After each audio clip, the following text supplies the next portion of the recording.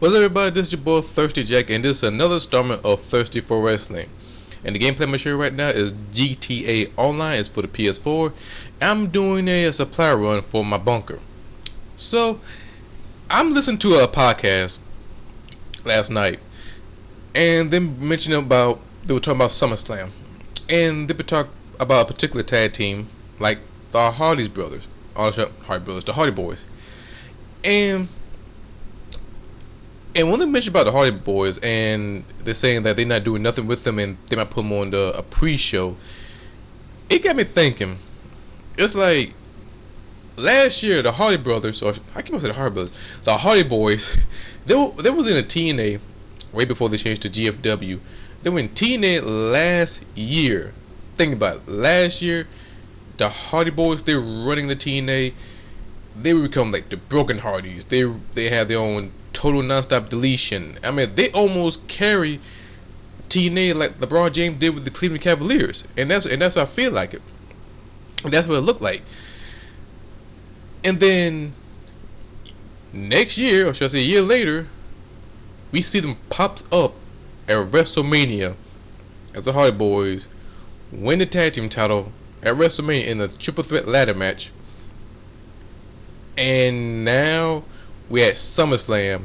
They about to be put on a damn pre-show. No Broken Hardys, no deletion. Hell, not even Vanguard.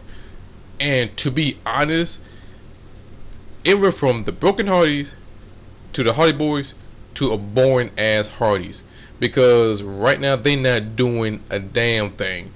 Like straight up, that's the most realist thing I can say. They not doing a damn thing.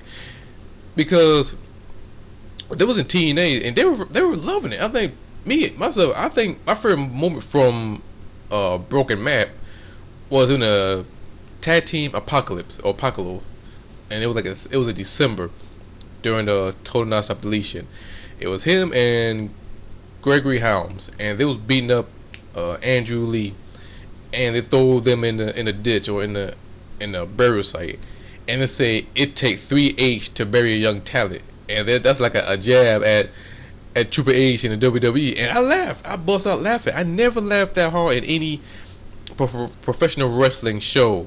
This is really funny, but that really cracked me up because it's the truth.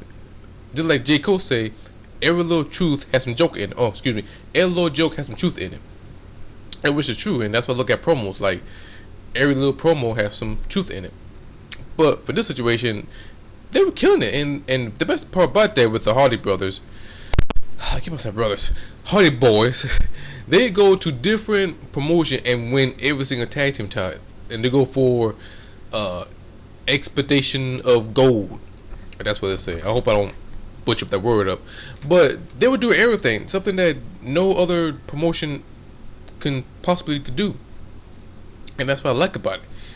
But ever since they come down to WWE, it was boring, and I knew TNA would do some shit like that, because the moment the Hardy Boys left TNA after Dixie Carter left and Jeff Jarrett took over, Jeff Jarrett and the boys be like, okay, since you want to go to WWE, let me take this broken character and the trademark. You go ahead, you can't take this broken shit with you. And it was so bad, and plus I understand it, but it was so bad. You got Reba Sky, Matt Hardy wife, she was talking about it on Twitter. Matt Hardy, he was talking about it, and even the GFW president, he said, "All you gotta do is call and he give it to you some price." And even he called the WWE's, and they said they didn't want to do with it. So pretty much, it was like a lose situation for both sides. Well, mostly on the Hardys, more on the GFW. The GFW, they'll gladly give it to them, but WWE, they don't want to do with it. So it got me. So it's the way it looked. It looked shitty. It looked boring for Hardys, because right now they're not doing anything about it, and you don't see them cutting any promos for the Hardys. Like the only promos they cutting is for the tag team titles or anything else. They couldn't work around that shit. Like you can't tell me like all them writers in WWE. You try to tell me that you couldn't find any creative idea. And the funny part about that is, they're the same people who fights the Hardy Boys idea. Remember when the Decay and the Broken Hardys fought each other in a deletion match, not deletion, the apocalypse match, the first time around at the Hardy's family compound? The very exact same month, they did the same thing with the New Day and the Wyatt family. They bite that shit from TNA, but now since the Hardys are there, they couldn't bring them anything. Like there's no ideas, no nothing. So that say a lot about WWE, and they pretty much don't care about it. Of course, they got their own toys and t-shirts, all this shit. That's good and dandy, and plus they'll be on 2K18 most likely. That's a no-brainer. But they bring them in to win the tag team title, and now they are nowhere to be found. And plus they think about, had these guys split up a little bit, had the Jeff Hardy go for the Universe title. We don't know if that plan still stick or not, but if that happen, I want to see how that shit gonna play out, because I don't know, if Brock Lesnar win thing and he fight Jeff Hardy, we know how the shit going ends. But back to the topic. What they're doing with the Hardys it looks shitty. And right now, and plus not only that, Matt Hardy, he tried to do a different way. He called it the Woken Hardys. That shit ain't gonna fly. Like that shit is not gonna fly, because that's a WWE, worked their way around from the broken to the woken. It's like fans not gonna fall for it. They're still gonna chant the lead. And that's the best thing they can do. And plus, it's not the same, because when you see the Hardys, they are everywhere, like from the beginning of the show to the end. But we don't see that with them in WWE, and I don't think they put any effort into it, because they have so much shit going on Raw, because you got other tag teams coming up. But I would love to see them bring the broken ideas into it. They could bring some shit like the Shattered Hardys or the Snap Hardys or something like the Broken Brilliance. Well, you can't use broken, but something. Or don't say broken, just like become that character. But WWE is just so stupid right now, because they're not doing anything with them. And what made it so sad, back to TNA, they were doing so much better in TNA than WWE. I understand. I understand everyone wants to see the Hardys back in WWE, and they go bring the broken ideas into WWE, bring other storyline. But you gotta think about it. I don't blame GFW. This where I play the devil advocate. I don't blame GFW to keep the broken gimmick, the broken trademark, because where they do, that's their property. Just like WWE did with the Roll trademark, in which that was kind of pretty foul. But when GFW, they felt like they've been betrayed. I should say TNA/GFW. They felt like they've been betrayed, because they were the one who helped them out. They're the one who gave Jeff Hardy a second chance when nobody else gave him a second chance. I remember when Jeff Hardy was high on Victory Road 2011 when they fought Sting, and TNA gave him a second chance, and I see that.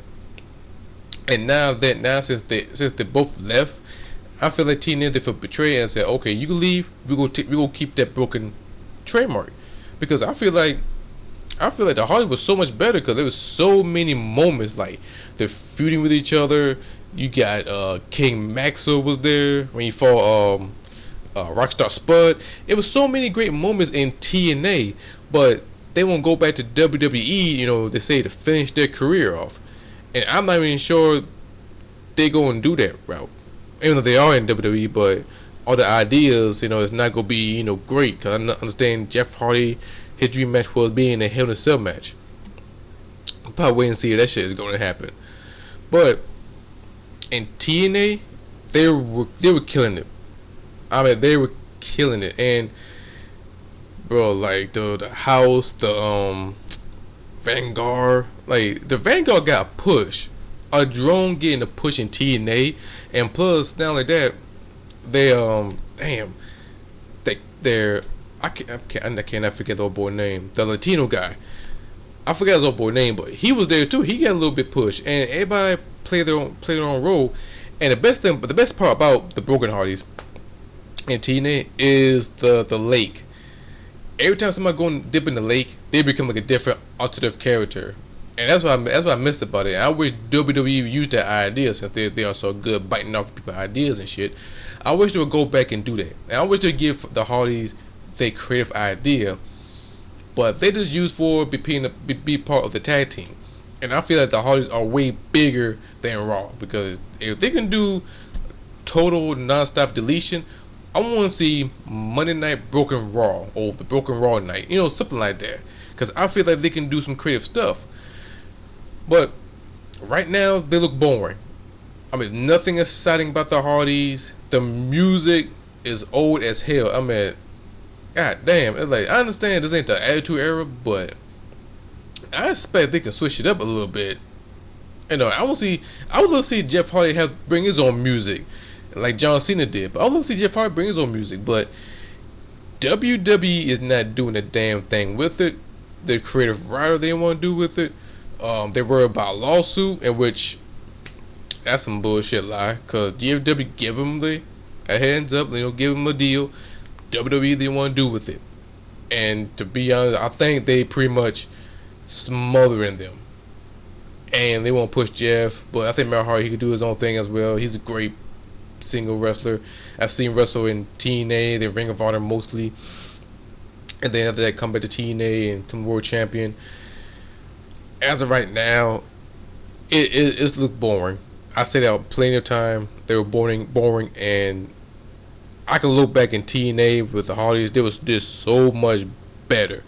And matter of fact, even in Ring of Honor, I think they did a much better job in Ring of Honor. I wish they would stay in Ring of Honor, because I can see them doing so much stuff in Ring of Honor, and plus with a great relationship with CMLL for the Lucha Libre Wrestling and New Japan Pro Wrestling. And I would love to see the Broken Hardys and New Japan Pro Wrestling, but they decided to go back to WWE, and things have not been the same. It's not. It's just like the same old shit. And likely we'll see on the pre-show. And that don't even sound right. A pre-show. Like, I understand to be on a pre-show interview. Cool, great. But a pre-show? The fucking legend of the Attitude Era, the legendary Hardy Boys in the pre-show, them two don't go together. Like, literally, them two don't go together. And it's just sad to see how that goes from broken brilliance to a boring ass tag team.